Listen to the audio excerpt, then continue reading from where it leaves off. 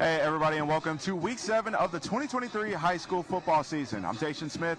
I'm out here at our game of the week, which is going to feature the Bayside Admirals taking on the T.R. Miller Tigers. And if you take a look behind me, both teams already out here on the field warming up. This is a home game for Bayside. T.R. Miller did just get off the bus probably about 30 or so minutes ago, but they already look ready to go as they get ready to take on Bayside in what's going to be a huge 4A region matchup.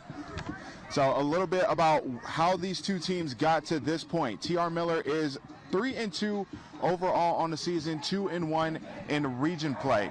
Now, something that's interesting about both these teams is they do have one region loss. They're both sitting at 2-1 actually, and that one region loss did come to first place Jackson, who is undefeated in Class 4A. There you see him taking a knee before they finish warming up and head into the locker room. Finish getting changed, get some last-minute instruction before we kick off here around 7 o'clock tonight. For T.R. Miller, again, they are 3-2 overall in the season, 2-1 in region play. That loss did come about 3 weeks ago to Jackson. And for T.R. Miller, this is a team that's really used to winning. They've actually won the last 3 region championships, won a couple of Class 3A region championships before moving up to 4A last season and taking that region title as well. But this season, things kind of going up into an up and down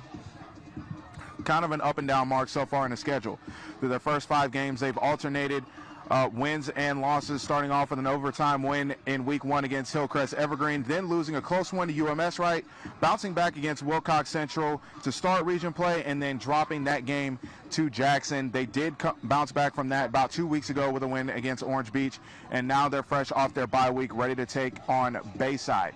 Now, speaking of Bayside, this is a pretty big rivalry matchup for these guys, no strangers to each other. And T.R. Miller over the last 3 years has really dominated this series. They've actually outscored Bayside 77-3 over the last 3 years. That field goal did come last year after shutting them out the 2 years prior. So Bayside's definitely going to have their hands full with trying to get on the board, score often, score early, which is something that they're used to doing. But for T.R. Miller, they are averaging about 24 points a game. Their defense giving up 20. And again, they're ready to string together some wins as we move closer to the postseason. Still have region games against Escambia County, Satsuma, and St. Michael near the end of the season. So definitely a lot of ground to make up. Both these teams really, with a win tonight, they'll both keep pace behind Jackson as they... Sorry, that was one of the coaches over there. They'll both keep pace with Jackson in the 4A standings. For Bayside, they are 4-1 on the season. Again, 2-1 in the region. They've been pretty hot over the last few weeks. Bayside, actually, if you remember, probably about a month or so ago, did have a dramatic win over in Fairhope against St. Michael. They were down 21-7 late in the second half, stormed back to win 27-21 in overtime thanks to a walk-off touchdown by Teague Broadhead. And that was something that head coach Barrett Trotter, he was really proud of his guys for showing that kind of fight early in the season. That's the kind of fight that's going to help you as you get ready to make this playoff push near the end of the regular season, and certainly something that's going to help you once you get into the postseason. Of course, Bayside is looking to get back to the playoffs just like they did a year ago, but definitely looking for a higher seed. Of course, the first 2 seeds in the region do have that fast track towards hosting playoff games. So you definitely want to finish top 2 in your region if at all possible. Bayside, they are averaging 27 points a game, giving up 17, and it's really been running back by committee. You know, Tate Moore's gotten it done. Teague Broadhead's gotten it done. So talent, playmakers all over this team.